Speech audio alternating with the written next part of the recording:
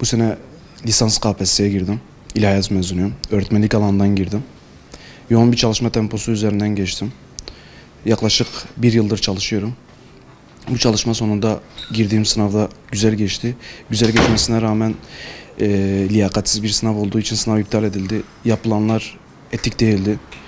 Bu sınavın iptal olması bütün öğrenciler açısından da iyi oldu. Çünkü ortada büyük bir haksızlık vardı.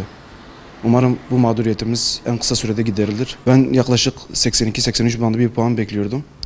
Ama buna rağmen de ben yine iptal olmasını istiyordum. Çünkü ortada büyük bir haksızlık var. Çalışmayanlar çalışanların önüne geçiyor.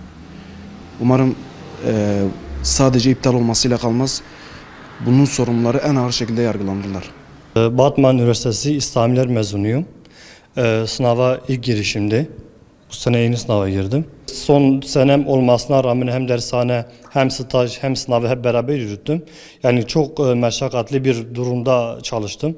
Hem maddi hem manevi olarak, yani evliyim aynı zamanda. Hem evden kıstım hem maddi şeylerden kısarak bu sınava hazırlandık. Gerçekten çok meşakkatli bir dönem atlattık bu dönemde. Umudumuz vardı gerçekten, çünkü biz sonuçta bir emek verdik. Atınabilecek seviyede puan alacağımıza inanıyorduk yine de. Ancak eğer sorular başkasının eline geçseydi, hiçbir emek vermeden bu soruları takır takır yapıp adam yüksek puan alacaktı ve biz çalışanlar yine altta kalacaktık.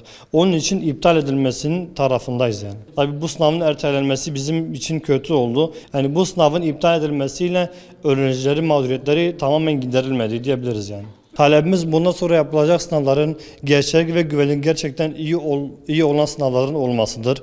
Ve yetkililerin bu konuya gerçekten hani kökten bir el atmaları gerekiyor. Beden eğitimi yüksekokul mezunuyum. 3 yıldır KPSS'ye giriyorum.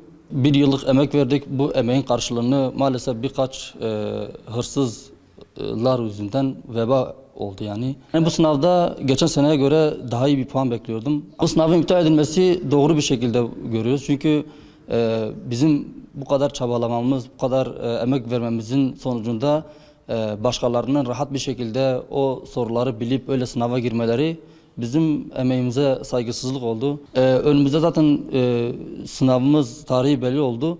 Bu tarihe kadar bizim de elimize geldiğince bıkmadan, yılmadan devam edip o sınava hazırlık yapacağımızı düşünüyorum.